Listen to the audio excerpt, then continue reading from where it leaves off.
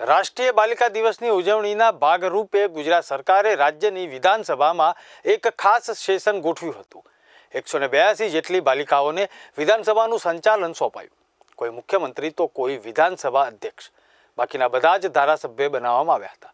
આ બાલિકાઓએ વિધાનસભાનું સંચાલન કર્યું હતું। એક નવી પહેલનું રાષ્ટ્ર નિર્માણનું ઉદાહરણ પૂરું પાડ્યું।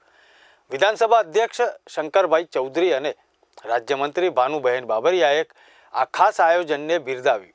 આજનો દિવસ બાલિકાઓને અર્પણ કર્યો હતો। અને રાજ્ય સરકારના મહિલા અને બાળ વિકાસ વિભાગ તેના માધ્યમથી આજે બાલિકા દિન નિમિત્તે તેજસ્વીની વિધાનસભા માટેની એક વ્યવસ્થા કરવામાં આવી। દીકરીઓએ અનેક નવા વિષયો ઉપર કેટલાક મિનિસ્ટર બન્યા, કેટલાક અધ્યક્ષ, ધારાસભ્ય અને પોતે વિધાનસભા ગૃહની કાર્યવાહી કઈ રીતે કરી શકાય તેની પણ આપણને આનંદ થાય તે પ્રમાણેની તેમણે કાર્યવાહી પૂર્ણ કરી।